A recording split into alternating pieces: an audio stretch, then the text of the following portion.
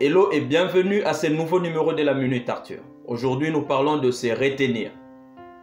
Parfois, tu dois t'abstenir de faire certaines choses qui en toi sont devenues comme une seconde nature, juste pour ton propre bien. L'histoire du jour est un clin d'œil aux dames, à nos mamans. C'est une mère de famille qui, comme beaucoup d'entre elles, se voit souvent hausser la voix pour communiquer sa volonté à ses enfants.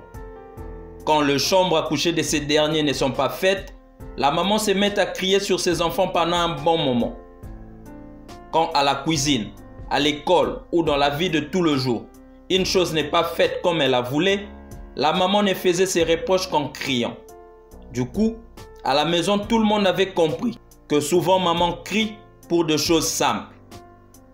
Et petit à petit, les enfants se sont habitués à cette façon de faire et les cris des mamans avaient perdu son urgence d'attente. Jusqu'au jour où, en plein milieu de la rue, la maman a vu une voiture qui fonçait tout droit vers un de ses enfants qui était distrait. Elle cria très fort pour alerter ces derniers contre les dangers. Mais l'enfant n'y prêta point d'attention, sachant que souvent maman crie pour ne rien dire. Malheureusement, cette fois-ci les dangers étaient bien réels. Mon ami, les épreuves de la vie nous poussent parfois à sortir de nous-mêmes pour en finir une fois pour toutes. Cependant, la sagesse veut que face aux situations émotives, faisons preuve de retenue. Tu connais aussi bien que moi cet adage qui dit qu'il faut battre le fer quand il est chaud.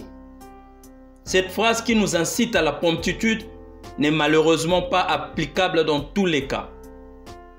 Une tête froide qui a laissé le temps à l'adrénaline de revenir à son état initial après un pic émotif a beaucoup plus de chances de prévenir un conflit que autrement. La maman dans notre illustration, si elle pouvait se contenir et ne crier sur ses enfants seulement quand il était nécessaire, aurait donné beaucoup plus de poids à son geste. Mais le fait de le faire tout le temps a contribué à son inefficacité. Quand tu sens en toi, surtout sous l'effet de la colère ou de la déception, un besoin de réagir à chaud, c'est exactement le moment où il ne faut surtout pas le faire. Comme Friedrich Nietzsche disait, il y a plus de bravoure à se retenir et à passer pour se réserver pour un ennemi plus digne. Il est parfois moins admirable d'user de son pouvoir que de se retenir d'en user. Parle pendant tes moments de colère et tu es sûr de prononcer un meilleur discours que tu regretteras pendant longtemps. Thank you.